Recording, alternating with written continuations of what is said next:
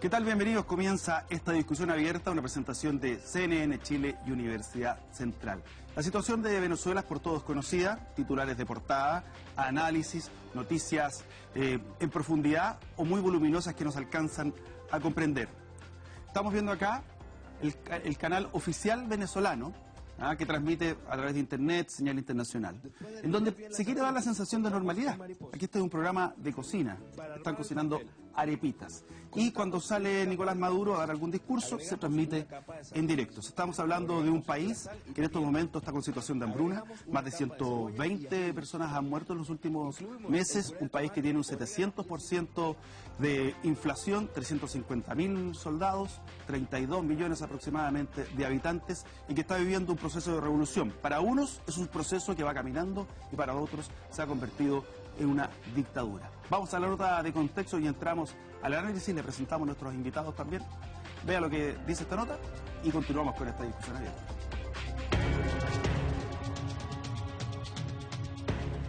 Poco queda del sueño tras la revolución bolivariana en Venezuela impulsada por Hugo Chávez, que prometía cerrar la brecha social. Hoy, una inusitada espiral violenta contra su sucesor, Nicolás Maduro, ha cobrado más de un centenar de víctimas fatales y es precisamente el pueblo su mayor dolor de cabeza. Sin tomar en cuenta la opinión popular al convocar elecciones para una asamblea constituyente prácticamente plenipotenciaria, saltándose la instancia previa de un plebiscito y reemplazando a la fiscal general, Maduro se ha empeñado en concentrar el poder político acusando una operación internacional liderada por Estados Unidos para desestabilizarlo.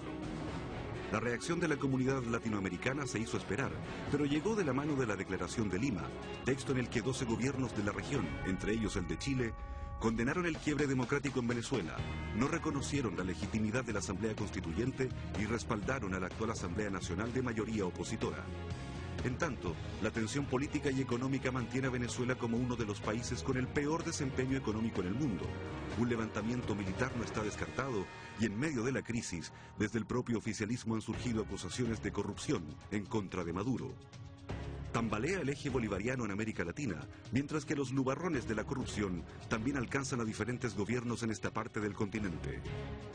¿Qué salida le queda al gobierno de Maduro frente a la crisis en Venezuela? ¿Es la constituyente un vano intento por vestirse con ropajes de democracia? ¿Qué efectos tendrá esta crisis en los países de la región? ¿Son los escándalos de corrupción la mayor amenaza para las democracias en Latinoamérica? Estas y otras preguntas comienzan a encontrar respuesta en la presente discusión abierta. Bueno, estamos de vuelta, este es el canal oficial venezolano, está en directo por supuesto. Hace 18 años, dice Nicolás Maduro, Venezuela vivía tiempos constituyentes como hoy. Era la primera vez que el pueblo activaba el poder constituyente originario para hacer una nueva Carta Magna, inspirados en la propuesta del comandante Hugo Chávez de refundación de la patria. Un canal que está siempre dando la sensación de normalidad. A mí se me produce en lo personal una contradicción. Estábamos viendo un programa de cocina y las informaciones internacionales hablan de hambruna. Bueno, esto lo vamos a analizar, el Twitter de Trump, que dijo que no descartaba una intervención militar. Todo eso ocurrió en las últimas horas. Vamos a conocer a nuestros invitados. Una pausa y este programa entra en materia. Samuel Fernández, abogado de la Universidad Católica de Chile, ex diplomático, académico de la Facultad de Derecho de la Universidad Central. Libardo Buitrago, periodista, analista internacional, diplomático, profesor y comentarista de radio y televisión. Max Quidral, historiador, magíster en estudios internacionales y candidato a doctor en ciencia política. Juan Francisco Coloane, sociólogo, analista internacional, exfuncionario de Naciones Unidas y corresponsal de guerra.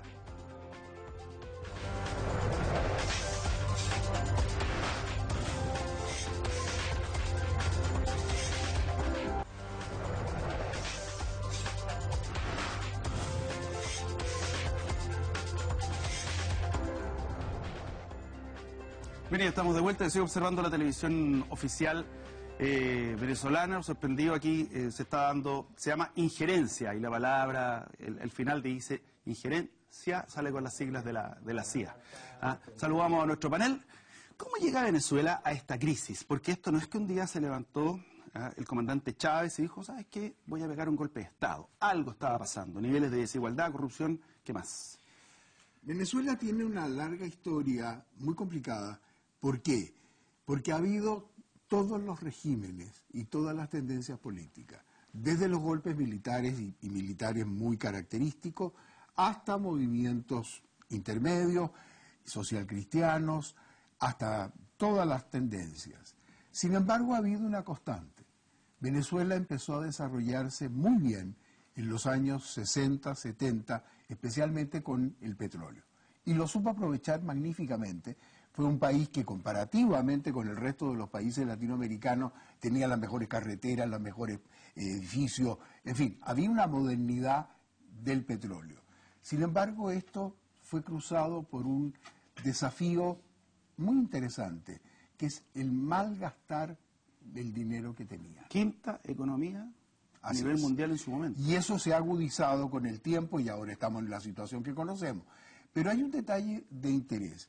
Venezuela pasa por varios periodos donde hay una injusticia muy grande, social, que capitaliza, en el caso concreto, Hugo Chávez. Y Hugo Chávez lleva adelante una acción social que hay que reconocer, con un carisma particular, con atributos particulares, pero que desgraciadamente lo orientó en un sentido único y desplazó a las otras fuerzas políticas.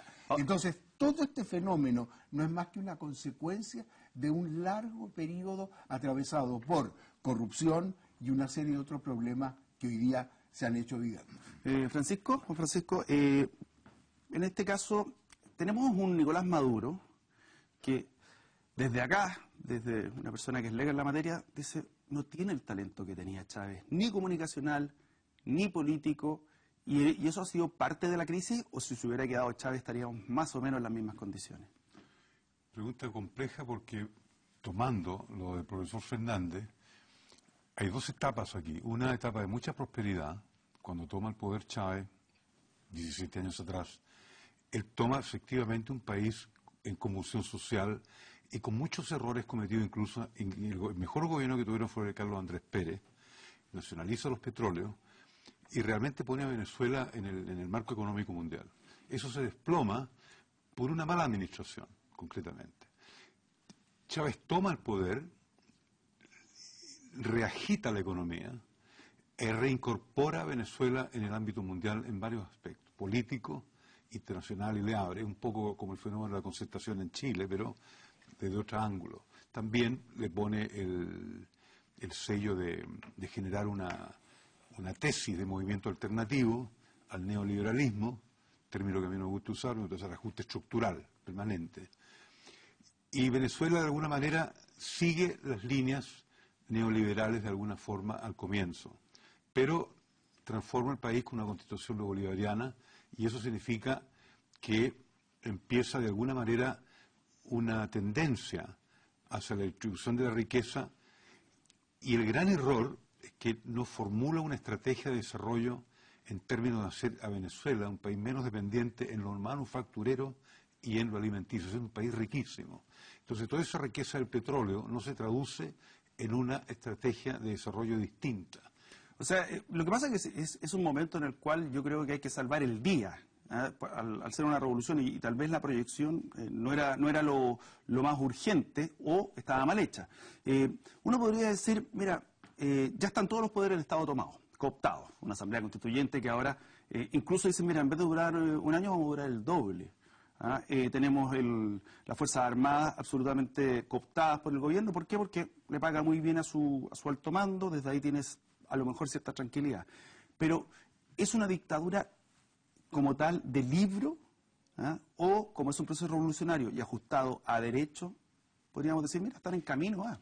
Es un proceso revolucionario que termina en una dictadura mal llevada en términos prácticos porque esta revolución tiene dos tiempos políticos y dos tiempos económicos. El primer tiempo es que emerge bajo el liderazgo de Chávez contrapuesto a el ocaso de Carlos Andrés Pérez, que tuvo una primera presidencia exultante, pero que tuvo una segunda presidencia, y es el defecto que tienen las reelecciones en América Latina, y es que el nacionalizador del petróleo en su primera presidencia tiene que hacer un plan severo de ajuste. Ocurre el Caracazo en Venezuela. con lo cual el Caracazo es lo que va a catalizar y a catapultar políticamente a Hugo Chávez. Lo hace en el sentido de intentar el golpe de Estado, pero le abre un espacio político en donde los copellanos y los adecos se hunden en el fango de la corrupción, manejan mal el petróleo, no hay una solución, y Chávez capta ese momento con fuerza política en este primer tiempo. Hace una revolución con tres características, y tiene la figura de Simón Bolívar, tiene el socialismo como punto de partida y también su liderazgo, que es lo que ocurre con la revolución cubana. Tiene a Martí, tiene a Fidel y la idea socialista, que son los tres puntos de convergencia. Pero lo que pasa es que esta revolución se va a encontrar con la muerte temprana de Chávez y con la caída, que es la segunda etapa de la revolución, con la caída del precio internacional del petróleo. Entonces, se unen dos puntos y emerge un liderazgo que no tiene ni la capacidad, ni la destreza, ni las habilidades, ni la visión del momento que vive, que es Maduro. Estoy seguro que Chávez hubiera sorteado esto y quizás hubiera salido, como lo hizo en su momento, a pedirle que lo revocaran y quizás lo hubiera ganado. Entonces, la revolución venezolana llega a un punto en el cual estamos hoy, es que transita, porque como no hay liderazgo, no hay conducción, y ese liderazgo es precario respecto a resolver los problemas de la seguridad, de la economía, de la pobreza, de los servicios básicos, entonces ese liderazgo colapsa, y cuando hay un liderazgo que colapsa en un proceso revolucionario, lo que hace es recurrir a esta figura de la Asamblea Constituyente para avanzar a un siguiente paso, que es la toma absoluta de los poderes, que es el colapso completo de la revolución. Son constantes borrones y cuenta nueva. Sí. Son constantes borrones y cuenta nueva. En ese aspecto, ¿tú crees que es una revolución fracasada o está en tránsito, como de alguna manera nos dice Libardo? Porque uno dice, mira, vamos camino más. Exacto, yo de partida descarto desde el punto de vista de la ciencia política la terminología de dictadura en Venezuela. Me parece que... Porque no hay elementos que indicarían desde el punto de vista de lo que ha planteado Lins, Barrington Moore, Germani, por ejemplo, con respecto a las dictaduras latinoamericanas. Lo que sí hay una crisis en la democracia. Pero dime una cosa. A mí me parece que también es importante instalar también conceptualmente ese debate. Pero sí, mira, no hay libertad de expresión. Hay libertad de expresión. Pero espérate un poco. Tal vez no como uno esperaría. Claro, hay libertad pero ya no es libertad de expresión como tal. Bueno, pero hay. Radios repartidas en su momento, nacionalizadas a diferentes grupos a favor. Tienes todos los poderes intervenidos por Chávez. Tienes atropello a los derechos humanos. Hay tortura, muerte evidente. ¿Qué es lo que no la hace dictadura? Lo que pasa es que, violación de los derechos humanos habría que establecerlo claramente. Ahora, si nos vamos directamente a los 124 muertos, el 70-80% de los muertos corresponden a miembros y militantes y cercanos al chavismo. Te puedo decir, por ejemplo, 17 personas mueren en saqueos, que no son producto de y en eso coincido, la represión del Estado. Tenemos 14 que mueren en desarrollos de barricadas. Hay 2 personas que mueren por productos de las manifestaciones, pero no es que el Estado, derechamente, haya tenido una influencia directa. ¿Esa información de dónde viene? Recopilada en medios de comunicación venezolanos, muy pocos, por cierto. O sea, no hay represión en Venezuela. Es que es otra cosa. El Estado siempre va a reprimir. Ha ocurrido en Chile, ocurre en la Argentina, ocurre en todos lados. El Estado siempre va a tener el uso de la fuerza. Lo que pasa es que, para mí, sinceramente, desde el punto de vista de la tipología de las dictaduras, no tenemos una dictadura en Venezuela. Lo que sí, hay una democracia en crisis. Y eso me parece que hay que dejarlo ¿Pero es lo claro. formal o es la práctica lo que no la constituye? Ambas, porque claro, tú dices la cooptación. La cooptación fue un elemento muy importante en Chile desde los 90 hasta hace muy poco. Los poderes, algunos sectores, los movimientos sociales fueron cooptados por la concertación. Es una estrategia de la política. Lo que pasa que ahora nos encontramos con las Fuerzas Armadas que están del lado de un proceso revolucionario como es el de Chávez.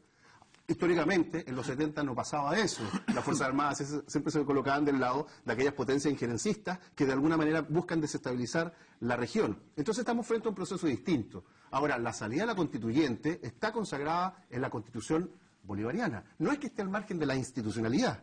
Entonces, yo creo que aquí lo que sí me parece que hay antecedentes y quedan confirmados con las expresiones de Donald Trump a través de su cuenta de Twitter, es que hay una intención de Estados Unidos, una vez más en la historia política latinoamericana, de interferir en las democracias que estamos observando y analizando actualmente. A propósito de libertad de expresión, tenemos desde Venezuela a Lisbeth Becambra, quien es secretaria general del Colegio Nacional de Periodistas de la seccional Caracas.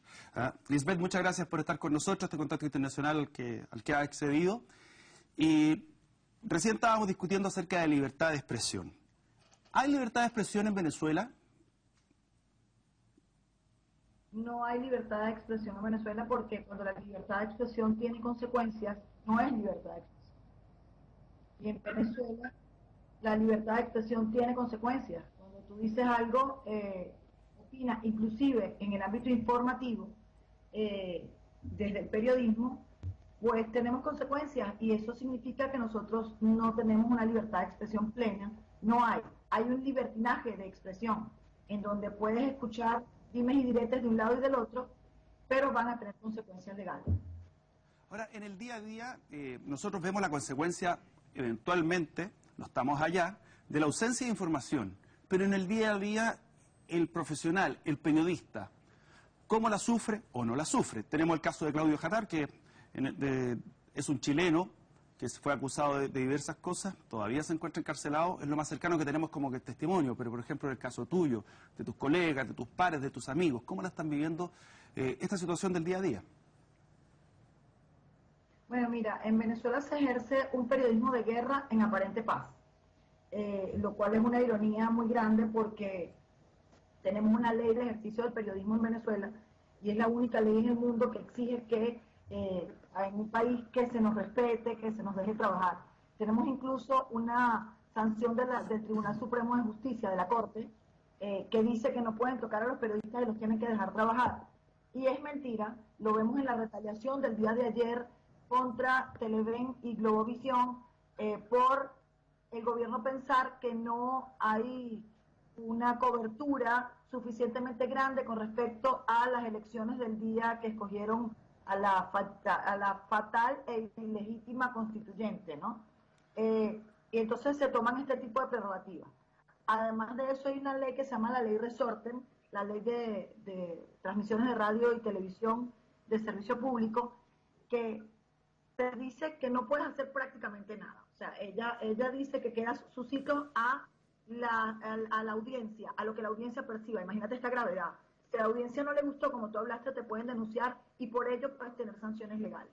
Ha sido muy difícil, pero el Colegio Nacional de Periodistas, tanto como el Sindicato Nacional de Trabajadores de la Prensa, la Asociación Expresión Libre, la Asociación Espacio Público, hemos estado luchando francamente para que se pueda ejercer el periodismo y que se garantice la ley. Nunca en los 5 años que llevo en el cargo había escrito tantos comunicados como en el último mes. Nunca había tenido tantos problemas para que los periodistas pudiesen ejercer. Siempre supimos que en Venezuela no había ninguna garantía de ejercicio del periodismo, pero ahora tenemos prohibición de entrada al país de corresponsales extranjeros, tenemos prohibición de acceder a algunos lugares públicos para poder tomar la noticia, tenemos prohibición de palabras para poder decirlas, no podemos decir algunas determinaciones que al gobierno en dado momento no le gusten.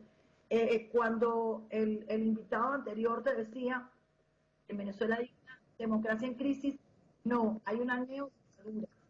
No es una democracia en crisis, es una neodictadura, en donde se mezclan una cantidad de factores en los que prevalece la comunicación digital, por lo cual no puede llegar a ser totalmente justo lo que pase aquí. Pero no es una democracia en crisis, es una dictadura, es una neodictadura abierta, demostrada. Lisbeth, y ya para terminar, a estas horas de la mañana, al igual que acá son las 11:22, ¿qué es lo que se está preparando para el día de hoy? ¿Qué es lo que te dice la pauta informativa? ¿Y cómo está percibiendo el ciudadano venezolano lo que está ocurriendo? Bueno, mira, la movida del día de hoy radica en la búsqueda para la captura del alcalde David Smolansky, del municipio de Atillo, que fue destituido antes de ayer de su cargo como alcalde del municipio de Atillo. También tenemos el día de hoy la marcha que organiza la oposición en favor del alcalde Ramón Muchacho del municipio de Chacao y el alcalde David Smolansky. Y evidentemente el desabastecimiento es una noticia muy grande. En Venezuela llegar a hacer compras puede ser una cosa milagrosa, entonces siempre los periodistas están en torno a esta escasez.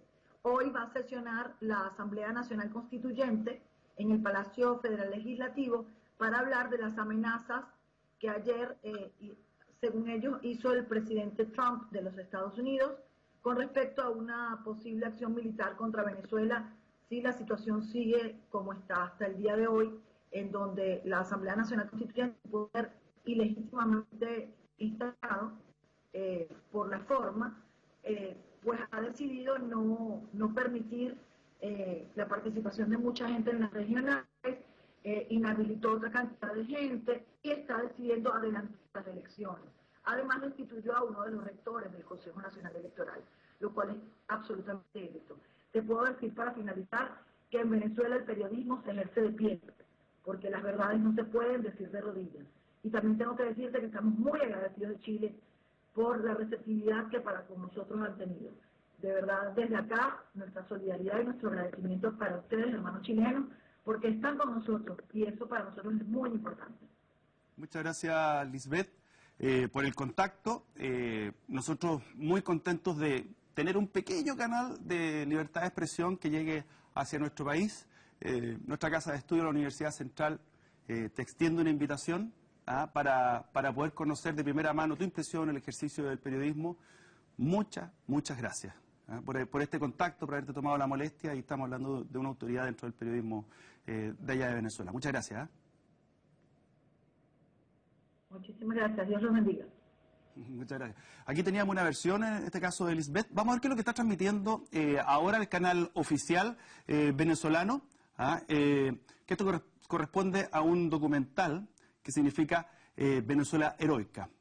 Y aquí estamos viendo algunos detalles con esta, diríamos, con esta propaganda que nos habla de lo que está ocurriendo en el día a día con una sensación de normalidad. Y ahí vienen las críticas al encapuchado. Pausa, ya estamos de vuelta y seguimos analizando lo que escuchamos.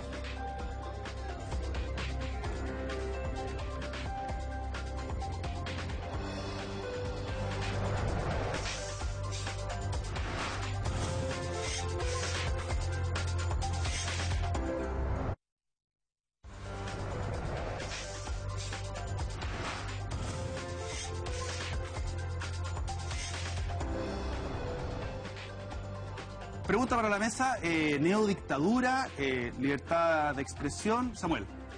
Yo diría que hay una conjunción de muchos hechos que se analizan sobre la base de lo que se ha intentado y los resultados.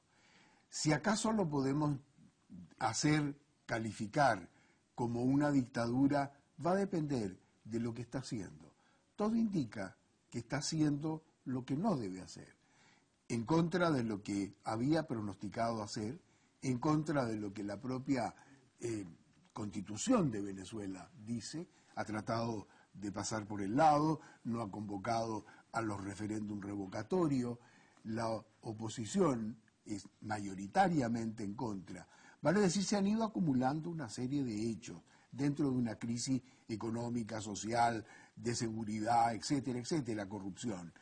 Esto hace que la opinión internacional y la opinión nacional interna de Venezuela esté totalmente convencida de que están en presencia de un gobierno tremendamente autoritario, que va camino a una neodictadura, como decía ella, estando viviendo allá, que está cooptando todos los poderes, que está intentando de mantenerse en el poder a como dé lugar, quien demuestra mucho más debilidad que fortaleza.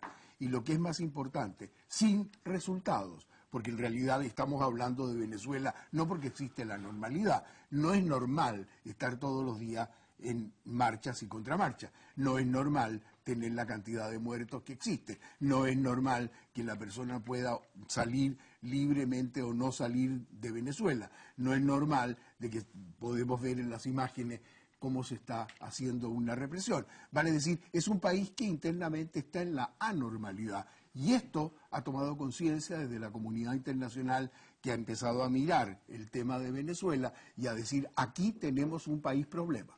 La condena de Lima, pregunta para la mesa, que quiere tomarla, en el cual un número importante de países, dice, 12 países, dicen, aquí no estamos reconociendo lo que está ocurriendo, ni esta asamblea constituyente. Entonces, ¿sirve de algo eso o de repente es un acicate de echarle combustible a la hoguera?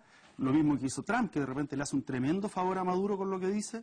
¿Ah? ¿Sirve de algo la condena Sí, internacional? la declaración tiene dos características, y la primera es el texto más duro que yo he leído en los últimos tiempos, configurado por la diplomacia latinoamericana. Si ustedes revisan los 16 puntos, claramente pone unos puntos ahí que uno diría casi se apartan del lenguaje diplomático. La textura del contenido de la declaración da cuenta que del primer hecho político, y es América Latina y algunas naciones ya no se hacen al margen como estuvieron mucho tiempo Frases al que margen. te llamaron de la atención de la misma... La condena directamente a la Asamblea Constituyente, no validarla y derechamente decir que el orden institucional está quebrantado. Es decir, para comenzar conversando, lo que pone la Declaración de Lima eso. Y no había antes una declaración que le advirtiera a un régimen de la forma. Yo quizás recuerdo con alguna, y no tan poderoso fue en el mismo, estando Lima como protagonista, y era cuando Fujimori intentó tomarse también y hacer un curso ahí. El lenguaje también fue duro, pero esta declaración, por los puntos, es el primer insumo que va a tener fuertemente la comunidad internacional para continuar trabajando. Eso es la fortaleza que yo le veo a esta declaración. Aunque sean 12, pero vean los 12 que están allí marcando. Y además le pone un punto de no retorno a quienes firmaron esa declaración. No me imagino regresando en la política internacional a las 12 naciones que suscribieron la declaración de Lima. Brasil, perdóname, pero Brasil, lo de Temer, estar firmando una declaración en las circunstancias que está Brasil en estos momentos, con un presidente que tiene indicadores de popularidad por el suelo, que no ha estado validado popularmente con alguna elección, me parece impresentable que Temer esté en estos momentos haciendo un tipo de... Pero es lo que hay, el jefe de Estado Estoy de que acuerdo, toca. pero hay que ponerlo también pero si- en el análisis. Pero si lo ve en popularidad, entonces tampoco la presidenta Michelle Bachelet podría firmarlo. Son situaciones... No, pero está validada democráticamente. No, correcto, pero en el Bachelet, a eso fondo me refiero. está bien. Pero no creo que argumento en la popularidad. Un dolor sobre la mesa que es muy Voy a duro, y es el dolor de que Brasil esté firmando esta declaración. No, pero no, desde el punto de vista de la legitimidad, a ti que te gusta tener los autores Weber, le da absolutamente la razón a Temer para que allí firme esa declaración. Claro. O sea, en el fondo no me ayuda usted, compadre, podría decir Nicolás Maduro. A mí me parece, yo discrepo radicalmente de lo que dice Libardo. Es decir, considero que se aceleraron en la declaración los 17 ministros de Relaciones Exteriores de los 7 países. Considero que es aumentar la violencia, es exacerbar la contradicción y la polarización. Lo mismo de Trump, exacerba, pero por otra parte también colabora a que no se sientan solos. Yo creo que es injerencia directa. En el caso de Trump. No, O la declaración. Sí, no, es un error. Pero cuando lo apoyan los países del ALBA, ¿no hay injerencia? O sea, de acuerdo con opinen... No es injerencia porque es un apoyo a que a los venezolanos resuelvan el tema. Mira, lo que está sucediendo con Venezuela, y yo sé que CNN no se ha hecho parte, ni tampoco los canales chilenos han sido bastante más moderados en ese sentido, pero la prensa en general ha sido, y voy a usar el término pornográfico, es decir, han tratado a Venezuela, han tratado al problema venezolano en forma demasiado estructurada en términos del escándalo, en términos de la muerte. ¿Sensacionalista? Sensacionalista. Absolutamente. Y yo creo que ha sido un abuso al venezolano. Yo, venezolano, me sentiría molesto y creo que el venezolano opositor ha contribuido a eso. Creo que también, de alguna forma, yo estoy un poco con el colega acá en el sentido de que no se ha completado el análisis respecto a la situación de Venezuela. En primer lugar, en el Pentágono hay una banderita roja, eterna, que dice Venezuela, zona de puente estratégico en la región. ¿Por qué? Porque hay otros países que lo ocupan de... Exacto. No, y hay Es un enclave, también. es un enclave estratégico por el petróleo. Y otros recursos, Eso además. cambia radicalmente el enfoque. Por eso que los cancilleres tienen que hacerlo por razones internas, demagógicas y de política interna. Es decir, lo voy a decir directamente acá, si me permiten. Por favor. Creo que la Cancillería chilena ha actuado con populismo de interés electoral local. Yo creo que se han acelerado en acoger gente en las embajadas, en la embajada, y lo más importante, que desconoce que hay un plan de derrocamiento en Venezuela desde el día 1. Claro. Ahora, por ejemplo, el caso de Navarro, es el senador Navarro, que fundó el MAS, ahora hasta solo dice, mira, si Maduro me llamara, yo sería un soldado más. ¿Qué nos está diciendo eso? Y también, ¿cuál es el rol de la presión internacional, que yo no sé si le afecta tanto a Maduro, e incluso el rol de Chile? Yo diría que hay una posición más allá de lo ideológico, que por supuesto cabe, pero aquí se tienen dos posturas. una postura objetiva que analiza los hechos que han sucedido y vienen sucediendo y se han ido deteriorando en Venezuela, objetivos, y que naturalmente hay un intervencionismo, si se quiere, pero ¿quién interviene más? ¿Cuántas veces hemos recibido todos los epítetos y todos los comentarios del régimen de Maduro? No solo Chile, el país que pase por delante.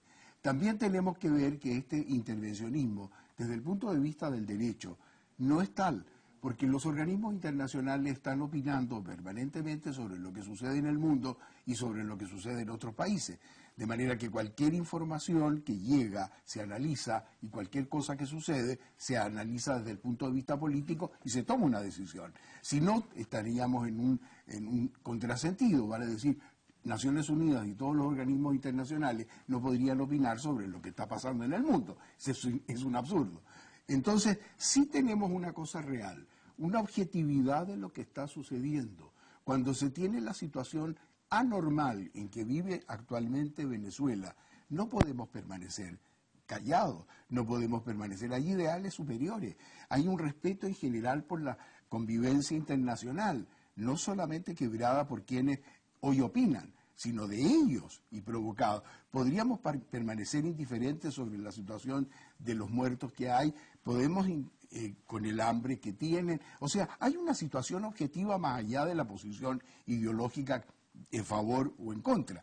Aquí estamos frente a un problema y no hay intervencionismo, y los países latinoamericanos están en este momento devolviendo la mano de lo que durante muchas décadas recibió de parte de Venezuela, de Maduro, de Chávez primero, de otros. O sea, se perdió el tabú de opinar solo respecto de un sector y ahora se puede opinar de todos los sectores. Ahora, digo una cosa a propósito de intervención, opinión, apoyo, rol. Por ejemplo, en el caso de todos los países que hemos nombrado, en el caso de Colombia, país limítrofe, que está recibiendo inmigrantes, nosotros 8.600, 9.000. ¿Cuál es el rol de Colombia? Te lo digo porque además es cercano. Por supuesto. Es una de vuelta de mano, ¿no? Más de 4 millones de personas de origen colombiano viven en Venezuela, viven en la época de esplendor de Venezuela. Y en esta época son 400.000 venezolanos que han atravesado todos los días, llegan flujos importantes que huyen de la democracia venezolana y se unen a la dictadura colombiana, una cosa como rara. Yo quiero hacer una precisión importante respecto de injerencia y solidaridad. Es solidaridad cuando lo expresan medios afines a Maduro, y es injerencia cuando otros medios expresan un punto crítico. Yo no creo, y estoy lejano, que Chile, por ejemplo, y va a defender la política exterior chilena, esté incitando a los odios como los piensa castigar Maduro con 25 años de cárcel a quien salga allí a incitar al odio. A mí me parece que cuando Chile se sale y coloca un punto relevante, entonces se aleja de esa situación que a veces entre merengues se le dice que es la diplomacia chilena, pero en esta vez se ha colocado en una dirección y es llamar la atención. Yo no veo... ¿Pero por situaciones internas? Por ejemplo, no, en absoluto. Porque uno podría decir... Porque no veo ni a Piñera, ni a Guillé, ni a otros diciendo que tomando parte en la situación. Yo creo que ahí Francisco hace un punto ideológico sobre Venezuela. Yo no tengo interés en la elección, todavía no he definido ni por quién votar, pero a mí me parece decir que Chile tiene una postura ideológica interna, es sacarle el punto de mirada a lo que ocurre en Venezuela realmente con la represión que hace este régimen de Maduro. Fue interpelado, señor Coluana, sí, y usted hizo así. Las declaraciones de Heraldo Muñoz han sido totalmente desafortunadas. ¿En qué sentido? En el sentido de que, en primer lugar, son injerencistas, y con esto no estoy tomando la posición del PC, ni mucho menos. No, hacemos desde un punto de vista distante. No, es decir, tú no puedes, en el concierto, en la polarización que está Venezuela, echarle, como tú bien dijiste, más leña a la hoguera. Acoger, aunque vayan a la embajada, y utilizarlo como medio propagandístico en un año electoral es muy delicado. Pero son invitados, no son refugiados, son huéspedes. Chile, la diplomacia chilena no miró el año electoral. Sí. Es un gobierno que no es popular, ¿no es cierto? En segundo lugar, está muy mal la coalición de gobierno que apoya, ¿no es cierto?, el candidato a la coalición de gobierno, sabemos quién es perfectamente. Por lo tanto, la gente va a interpretar de que esto es una forma, ¿no es cierto?, de agarrar de obtener votos de centro. Pero quedarse callado también sería una forma también... Hay formas- el silencio también comunica. Perdona, Chile siempre fue mediador. En este caso no está ofreciendo su rol de mediador. Interfiere directamente. ¿Ah? Interfiere directamente. Interfiere directamente. Mira, No te queda soberanía. yo participé en la conformación de la comisión de la preparación del gobierno de la nueva mayoría. Fui parte de ese equipo. No se ha usado nada, ni con Bolivia, ni con Perú. Bueno, lo de Bolivia es una cuestión extrema por la cuestión de la Haya. Claro, diferente. Pero Chile tiene que ser un país mediador y no lo ha sido. Es un país que ha tomado partido en la crisis venezolana y eso ha sido un grave error. Te lo voy a decir por qué, Pablo, porque un error estratégico. Chile es un país muy aislado, es un país muy desfavorecido por la insularidad. Por lo tanto, tiene que ser un país neutral por antonomasia. Esta vez no fue neutral. Y cuando digo neutralidad, es la no injerencia y no incitar a una polarización mayor. Y creo que lo ha hecho internamente por razones... No de debió haber política firmado la doméstica. declaración de Lima. Yo creo que no. Ahora, dime una cosa, Max. Perdón, neutralidad. Neutralidad. ¿Pero cuánto le pesa, cuánto pesa Chile al interior de la política internacional? Porque puede pesar nada o puede pesar mucho para poder usarlo. ¿Ah? O sea, decir, mira, Chile tiene esta postura, nos está agrediendo, injerencista. ¿Para qué decir Trump cuando dice... No, eso es directo. Claro, No, pero, intervención directa. pero eso además le hizo un favor tremendo a Maduro. No estoy de acuerdo, sí. ¿Ah? Sí. Mira, Ahí discrepo un poquitito. pero, Francisco, para responder. Es que yo creo que lo de Trump favorece a la oposición. La fortalece. No estamos solos. Pero instala también la otra disyuntiva con respecto al tema de los golpismos, que es parte de la historia latinoamericana. Yo insisto en eso, no hay que olvidarse de ese tema. Ahora, para responder un poco lo que plantea Pablo, a ver, Chile, yo creo, sinceramente, nuestra diplomacia no está a la altura. Yo creo que nuestra diplomacia no está a un nivel de protagonismo latinoamericano.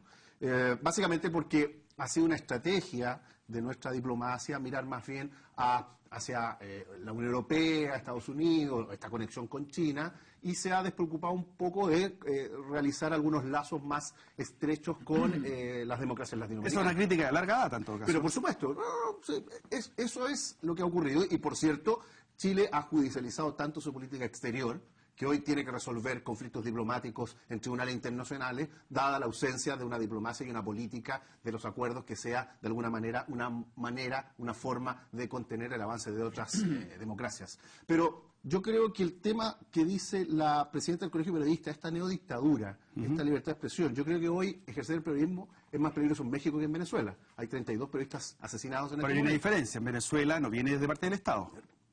No sé si acá, en el caso de Caracas. Bueno, pero yo a eso apunto. O sea, por ejemplo, esta conexión con algún opositor en China habría sido imposible hacerla, porque también en China hay situaciones complejas y nadie dice nada.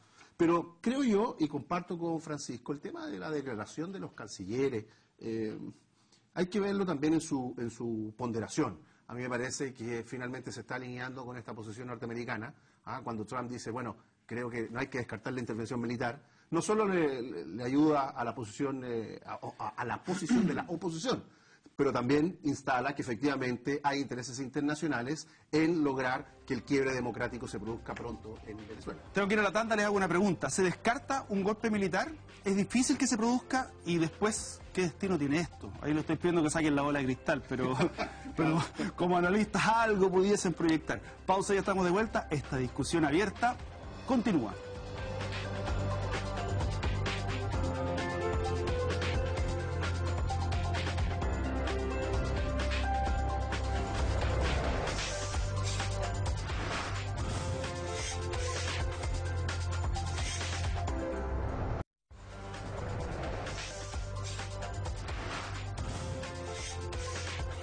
Designó una comisión compuesta de las y los constituyentes Carmen Meléndez, Juan Escalona y Pedro Carreño para acompañar en su entrada al hemiciclo protocolar del Palacio Federal Legislativo al ministro del Poder Popular para la Defensa, general en jefe Vladimir Padrino López, así como a los miembros del alto... Ahí estamos viendo lo que se transmite en directo desde este canal oficial que tiene Caracas, la sesión de la Asamblea Nacional Constituyente que está en su trabajo constante, y boletines constantes desde el canal venezolano. Esto siempre está respaldando en la gestión de Maduro, y en este caso están respaldando a Nicolás Maduro ante la amenaza de Donald Trump. Antes de entrar en la pregunta que le hice el golpe militar, me quedó algo en el tintero. ¿Tenemos una política exterior torpe? No, tenemos la política exterior que debemos tener. ¿En qué sentido? Coloquémosla en el sentido del apoyo total a Maduro. ¿Seríamos consecuentes con todo lo que ha sido el historial, con todo lo que ha sido la defensa de los derechos fundamentales, con todo lo que ha sido lo que Chile defiende la democracia y lo que le costó? ¿Seríamos consecuentes? La respuesta es no. ¿Seríamos consecuentes si acaso estamos en la otra postura, absolutamente pro Maduro? ¿Estaríamos dentro de la política normal? ¿Aceptaríamos esas situaciones? No. Estamos en el equilibrio intermedio. ¿Tenemos el papel de mediar? Sí podríamos tal vez mediar y hacer una acción proactiva. En un momento se nombró Ricardo Lagos. Absolutamente. Pero ¿con qué capacidad? Con la capacidad de intentar ¿qué? ¿Frente a quién? Que sirva de algo. Por supuesto. Veamos la cosa más actualizada. ¿Qué ha hecho la última oferta de Maduro? Dijo, los reto a que tengamos un diálogo. ¿Eso es llamar a un diálogo o es un desafío a un diálogo? En las condiciones que él impone. ¿Tiene resultados? ¿Es posible retar a los líderes latinoamericanos para decirle vamos a conversar del tema? No, eso es exactamente cortar todas las posibilidades. Entonces también tenemos un realismo que tenemos que equilibrar. Tal vez una acción más activa de la política exterior, pero estamos en otra. No estamos buscando una confrontación. Tenemos 6 personas que están de huésped en la embajada. Si cortamos todo tipo de relaciones, queremos llegar a la situación que acaba de suceder. Lima saca al embajador venezolano y le responden expulsando al encargado de negocios peruano en Caracas. ¿Eso queremos? No, Chile no está para eso. Eso es un juego, en realidad, que le estamos haciendo juego a otro. Tenemos una política exterior la que nos corresponde. A lo mejor para algunos es más, para otros es menos. Pero Chile no está con los problemas que tiene.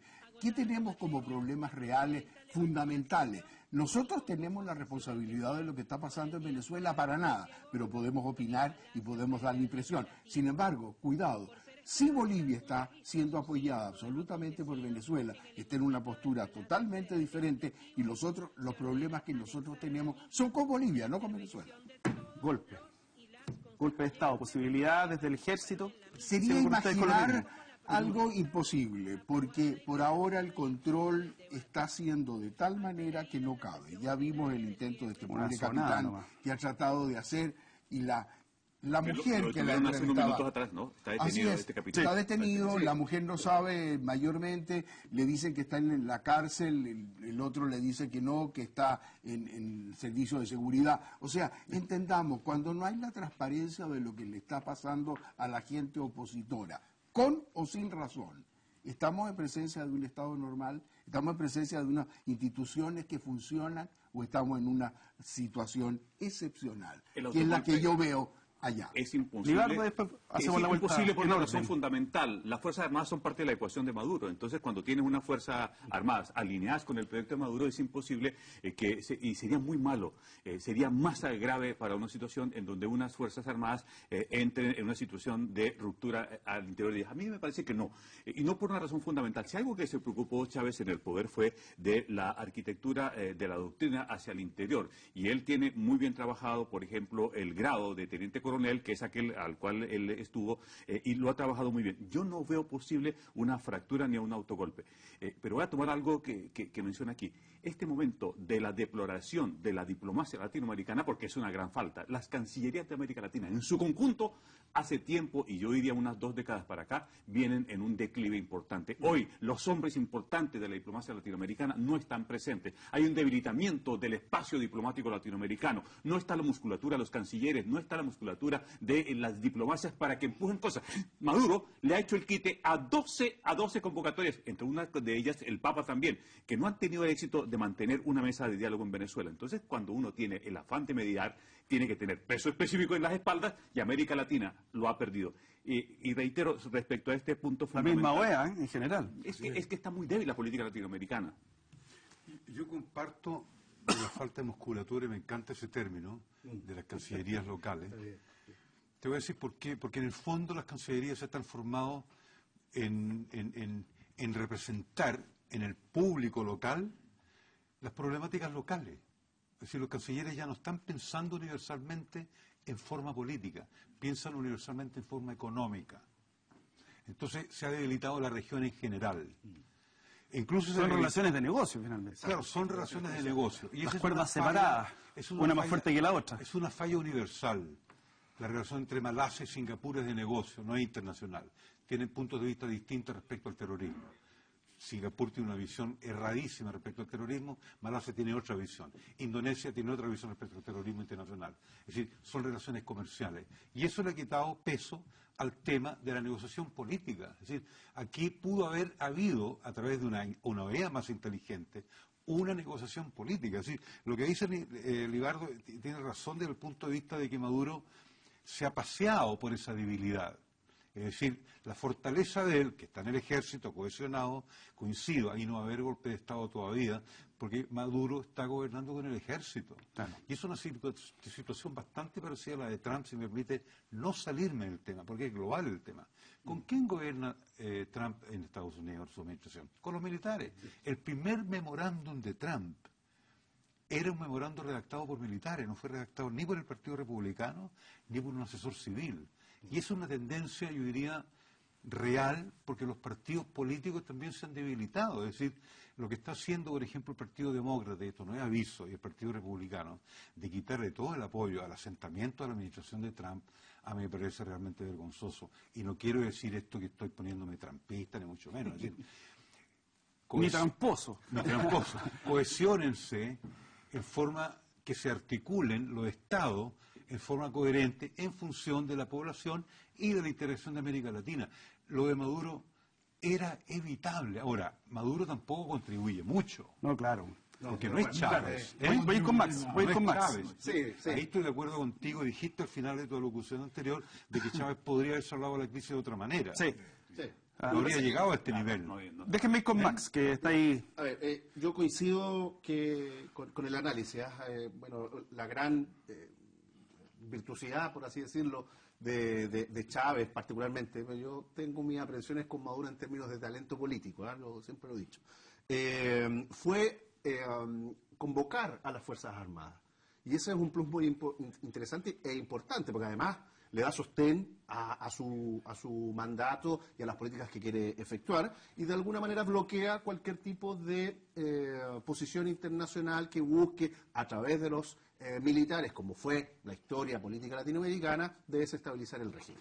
Libardo. Descarto desde esa posición algún intento golpista en el mediano plazo, pero bueno, yo creo que hay... Pero un segundito que tengo que terminar ya, entonces, Libardo, la Cámara 2, toda suya, 30 segundos de libertad de expresión. Hay momentos en que el espacio y la demencia se hacen cortos. Estamos en ese punto. Aún hay posibilidad para que no se llegue a un punto de no retorno con una crisis mayor para Venezuela. Es el momento en donde reaparezcan los talentos políticos y diplomáticos de una América Latina que no puede dejar a una Venezuela para que se vaya al despeñadero. Los estoy llamando a todos para que intervengan en favor de Venezuela. Francisco, aquí está la Cámara, 30 segundos para la libertad de expresión. Yo siempre he pensado que aquí hay un plan de derrocamiento. No voy a decir cuál es el origen, que es una conjunción de intereses transnacionales, locales, para desmontar un gobierno. Max, ahí está la Cámara, toda tuya. Yo creo que la oposición venezolana tiene que replantearse en los mecanismos utilizados para desestabilizar el gobierno. Me parece que las posiciones de sedición no son buenas para la región y entrar en un proceso democrático y participar de elecciones me parece que es el mecanismo que tiene que buscar Venezuela para lograr la estabilidad democrática. Ahí está la cámara toda suya, don Samuel. Yo creo que tenemos que tener una visión muy particular respecto de Venezuela. Venezuela es un caso que está siendo cada día más complicado, no solo internamente para los venezolanos, sino que pasa a ser un problema para todo el mundo. Y sobre la base de algo muy objetivo, un fracaso.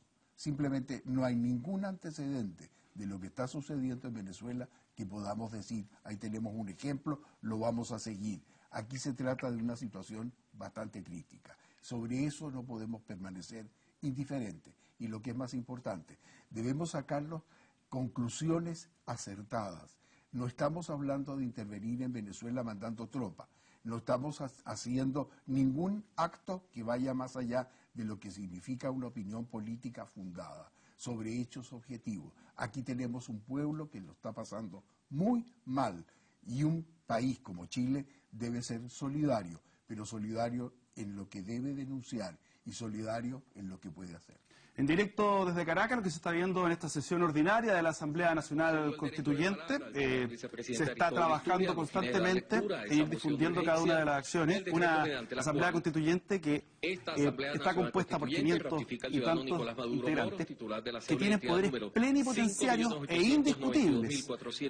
Como por ejemplo, lo primero que hizo fue alargar su periodo. Esta Asamblea Constituyente además va a tener, entre comillas, la responsabilidad de entregar un certificado de buena conducta para quienes quieran ser candidato a gobernador que ya viene la elección y candidato a alcalde. Eso es parte de lo que son sus labores, además de constituir una nueva constitución, valga la redundancia. Muchas gracias por habernos acompañado, nos han ilustrado, le hemos sacado provecho, así que hemos debatido que eso es importante para poder nosotros y la gente que está en la casa no solamente aprender, sino también analizar, que se vaya formando que se forme su propia opinión. Muchas gracias, señores profesores. Gracias, Pablo. Todos profes. Y a usted por habernos acompañado en el día de hoy. Quisimos estar ahí con la noticia del día, de la semana, y con lo que estaba ocurriendo directamente en Venezuela. Esta ha sido una presentación de CNN Chile y Universidad Central. Hasta el próximo fin de semana. Bien. El ministro para Relaciones Exteriores, Jorge Arriaza, dará a conocer lo que es la posición de Venezuela frente a esta nueva amenaza militar que ha hecho Estados Unidos contra nuestro país. De inmediato vamos a escuchar sus palabras.